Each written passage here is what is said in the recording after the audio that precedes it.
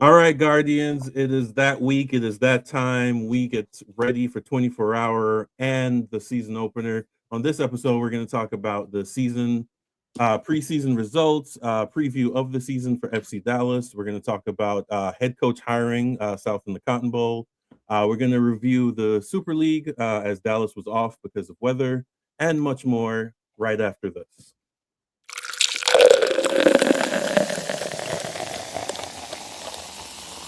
We're going to move on. We're going to move a little south, but to the men's team, it's becoming less and less of an apparel brand as Atletico Dallas has announced two moves. They have their UPSL U23 team that's going to start this year, and they also announced their first team manager. And wouldn't you know it, it's a familiar name.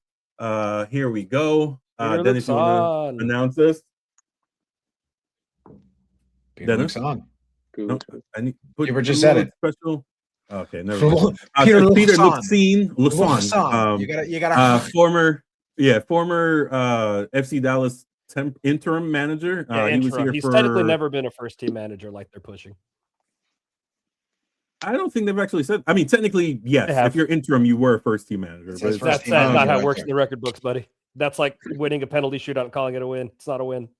Oh my goodness. Anyways, a stickler for the rules here. So what are we thoughts? What are our thoughts? Quick thoughts on this as we run down. What are our thoughts on Atletico becoming more than just an apparel brand?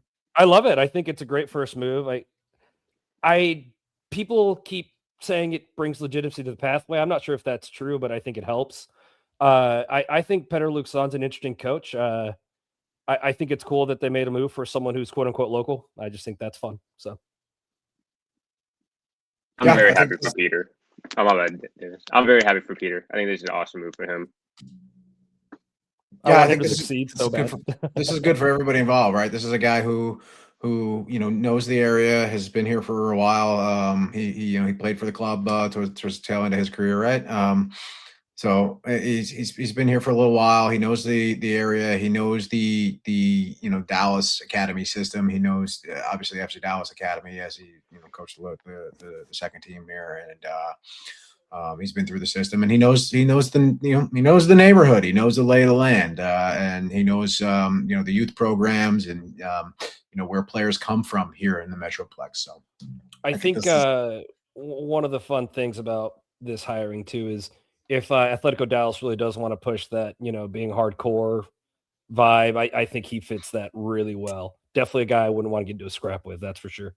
Yeah, I agree. There's somebody posted. I think it was actually Atletico had posted it, but they posted some clips of him getting in the face of some really well-known world players. There's one of him like staring down and pointing in Beckham's face in I think a Champions game or something like that. But he's been around for a while. He's solid playing career. He's not a pushover, right? He's not a guy that's going to take any shit. He's a tough guy, and he's got kids that play in in the youth system around here. I believe both of his sons are playing for FC Dallas right now. Yes. I'm sure that'll change at some point once this academy gets built out, but. He's a guy that knows the players that are in the FC Dallas system. He knows the players around the Metroplex. He knows the local teams. I'm sure he's seen some of the lower level teams play around here. So, good guy who obviously I'm rooting for, right? He's a great dude, and I'm very happy for him overall. But I think this is good for Atletico too. I think this is really good for them, just having somebody who really knows the lay of the land and knows what they're getting into. And from what we saw, he wasn't given the best hand here. He was brought in at the tail end of Nico Estevez's tenure here, and was really handed a shit bag as far as players and opportunity, but I don't think he really, I think he wanted to be first team manager for a long time, but I think this is a good opportunity for him, and I think moving forward, this is going to be good for, like I said, for both sides and everybody involved here. Yeah, for sure. I think it's a great for him. He gets to stay local and get first team, and if he performs well, I think USL has put 3 managers to MSL first teams, right? Quill being one of them. Yep. Portland hired a USL coach, although he was with the Cosmos and NSL before that. But yeah, like there is a kind of a stigma there at some point that like USL coaches don't work well here, but we won't know that till we try it. And they have tried it a few times and with varying success. Right, to assume that all the coaches are the same too. That's insane. Like, yeah, it's just weird. Obviously he played with Zidane, and we know Zidane was a badass, and that that 98 France team was absolutely legendary. Monstrous. Yeah, so that, so the guy has skill. When he speaks, you should listen. He's played at the highest level with some of the greats. He's not a Bruce Arena, Dude's passionate too, man. Just kidding. Yeah, but right. yeah. I always give Bruce Arena shit because I think he coached lacrosse and then became an MLS coach. I don't know how the fuck that happened, but it is what it is. But no, it's really cool for him. He coached with the academy. He's been in Dallas for a long time, so he'll know how to navigate these really annoying waters between the Dallas Academy, Solar, and Texans, which are the three big youth academies in the area. They've already started their academy, sponsored by Messi, funny enough, or Mas, the whatever Messi drink is. Right. It sponsors the Dallas Atletico Academy, so that's really funny. They also sponsor underwear, so yeah, it's fair enough. And then Are you not wearing them right now? No, mine are on shipping. They're coming through FedEx on the way. But yeah, and then the USPL team will start, which will be in the same division as FC Dallas's U23 team. So that should be an interesting thing. But yeah, the really league for curious clubs? to see that U23 league. No, it's UPSL. Okay, because I know I know they had a U23 squad in the league for clubs last year. FC Dallas did. I think they rotate both in order to get playing time. So it's one of them things where they're trying to get those kids playing time, so they're playing both. I'm sure Atletico might end up doing that because USL 2 doesn't really work because it's a 8-week season in the middle of the spring, so it doesn't really help for development. Anyways. Yeah, it doesn't really help for development purposes. So yeah, looking forward to that as we count down to 2027. Happy to see a move. Yeah. Yes. I know also, we were making Atletico, fun. stop sending me AI ads. Yeah. Get enough with the AI I got ads, very, very specifically aimed AI ads about like how East Texas families support Atletico. Okay. You are an East Texas family. I'll send them to you later, Marcus. You'll appreciate them. Yes, it's really bad marketing, but I think they're on a skeleton crew as of right now, which I understand. It's likely not them; it's a firm, right? So yeah, you don't want to start paying money for something that you're not generating anything. Tony Fay PR, if you're listening, no more AI bullshit. Yeah. All right. So shout out to Atletico. We look forward to the growth and more announcements to come. I think they're talking about getting their first signing sometime in September. So we'll see what kind of splash they're able to make. I think they might follow the same playbook and try to get a older FC Dallas player here or former FC Dallas player here just to see.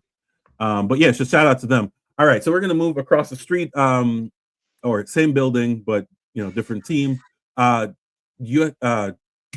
Dallas Trinity game postponed in Lexington for field conditions. I don't know if it was rain or snow, but yeah, we were told it was straight up just a sheet of ice. Yep, fair enough.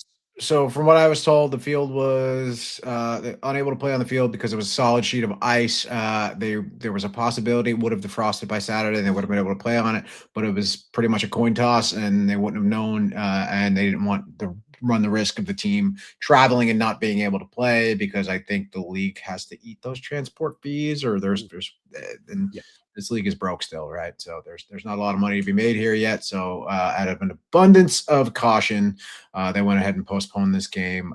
No confirmation yet on when it will be rescheduled, but this is a big one, right? This is 1 versus 3 right now. Probably the top 2 teams in the league. So, or 2 versus 3. I'm sorry, I forgot. Sporting still sitting top of the table. Well, Sporting picked up points. So. Right, Sporting picked up points. So it's 2 versus 3 here. And so this is tight down the stretch here. We're 6 points out, and so that could be a real 6-point matchup for Trinity. And matchup for sure. Yep, 6-pointer. But we've got 2 games in hand on Jax and a game in hand on Lexington. So more to come on that. We'll see where that goes. But this weekend upcoming, they are not playing. And then the following week, they will be hosting the I-45 showdown where Houston Dash comes to town for a very, very big friendly. Wait, we don't have a game this weekend? I don't believe so. No. Trinity I thought we were going to watch it at the 24. Oh no, you're absolutely right. They are playing on Saturday. They're playing Saturday afternoon. What am I doing? I just said that. Yes, they are playing this Saturday afternoon, so we will we'll get a good look at that one. Austin, do you watch any Super League games? Are you I try to keeping keep up track with of this it. at all? Yeah, I try Okay. to keep up with it. I know the Trinity are, third place, pretty solid. But you should come out to a match with us sometime, man. It's a good time. I went to the first ever game they had. Oh, nice. And then I've been to one other last season, but it's just kind of hard being busy. Right. But I They've will try to developed make a it bit of a out. supporters culture now, which is fun. Mhm. Yeah. It is Saturday, 1 p.m. at Carolina. Carolina, who is 2 spots below us, 4 points back, so that should be a good one too. And that, of course, is now on KFAA, WFAA Plus as well. Peacock's still a great value add, but if you don't want to pay for Peacock, it is available local over the air. Can I do a shout out to the Unstabled here real quick if y'all don't Hell yeah, mind? you can. The team didn't have a watch party for the game this past week before the Lexington game, and like on Thursday, the Unstabled, specifically Andrea, I think, threw together a watch party, had like 22, 24 people there, pretty much on a whim. Pretty great turnout. Just shout out for that group getting organized. No doubt.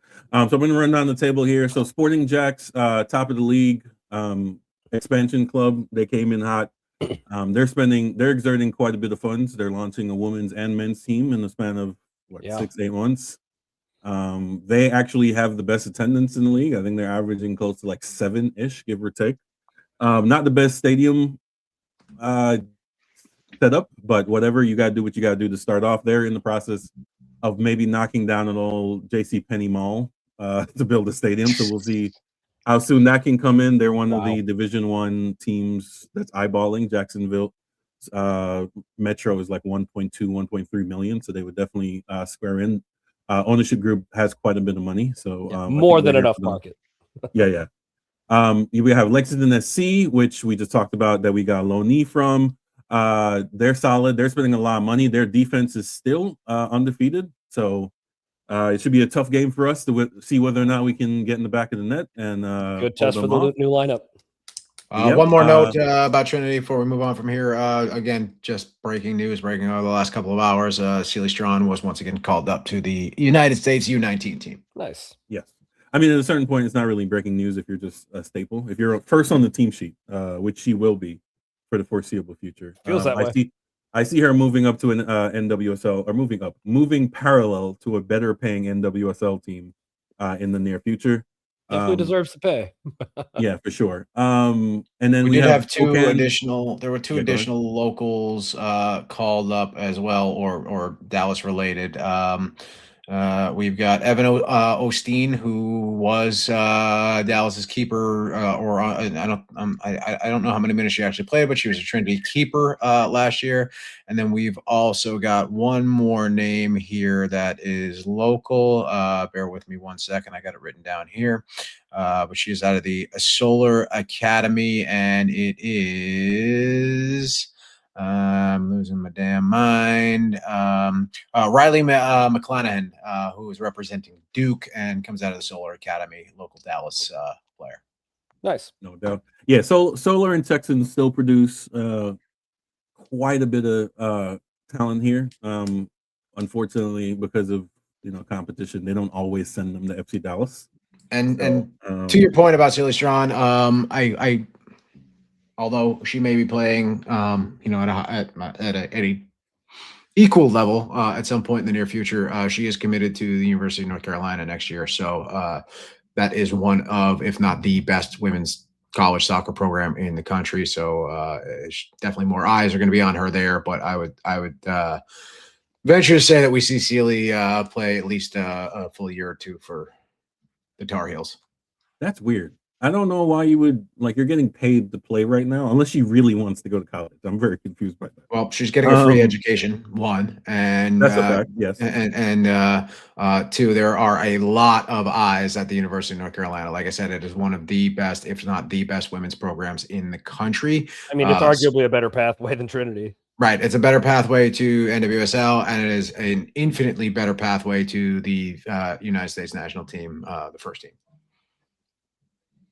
I mean, I want to disagree, mostly because she's already getting called up there at her level, so I don't know. Anyway, it's interesting. It's a good selling point for a Super League, I guess, that you get to keep your eligibility. I don't know how they manage that, how they work around that, but we'll see. There's going to be, there's going to be a different eligibility rules are completely made up, and the points don't matter. And you could be 37 years old and play college basketball now. So you can go to G League and then go back after the draft. No, we're aware. There will be a longer conversation as far as soccer goes and college when NCAA and the federation figures out their. I'm assuming no announcements will be made till after the World Cup when they iron everything out. But that on the white paper that they released, it's an absolute interesting thing. But we'll get to that. We're talking about. I mean, we can do an entire episode on and not to get Marcus all hung up on this topic again, but.